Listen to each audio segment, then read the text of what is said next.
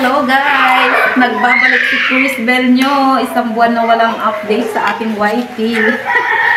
Nabisi sa kasi sa school. Diba kasi nag-aaral na nga yung anakis ko, diba? Eh, binabantayan ko siya dun. Kaya ayan, walang content si Crisbel. Ayan, Crisbel, walang content. So, ayan guys, kasi itong mga notebook ng aking anakis, ayan no, hindi talaga marunong dahil nga bata, para ng basura yung kanyang mga notebook. At saka manipis lang kasi to. Merong nabibili na baka gusto mo ko ipakita. Merong nabibili na ito na makapal yung pinaka-cover niya. Eh, yung nabili ko kasi, lang, manipis. Kaya, i-DIY natin to. Ayan, tinutulungan ako ni sister. Bumili ako ng ganito at saka ng neon paper. So, kabiran ko na lang siya ng ganito. Lagyan ko na lang siya ng cover na neon paper. And, palitan ko to, syempre, diba? Let's go!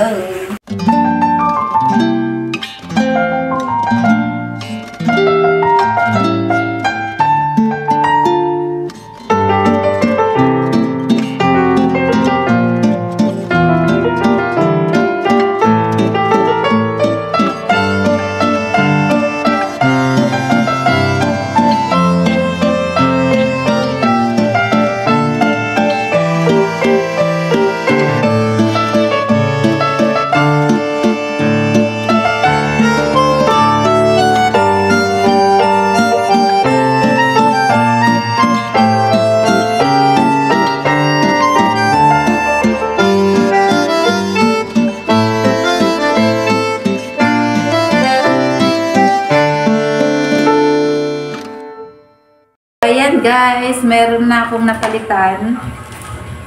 1-0. And meron ako ditong plastic cover. And lagyan ko na rin siya ng ganito. Lagyan ko na rin ng plastic cover para hindi madumihan kagad.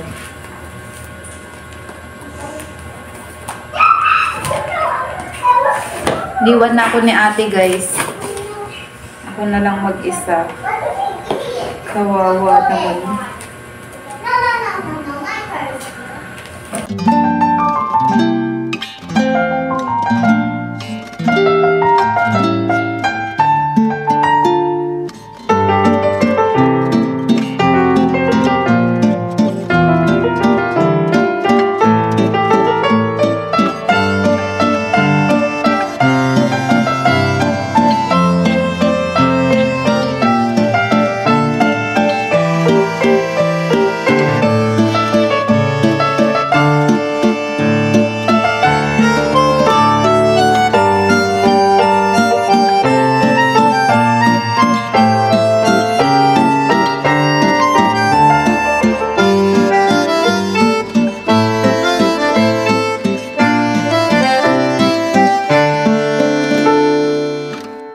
Yan guys, tapos na rin sa wakas. And ito na yung mga nagawa ko.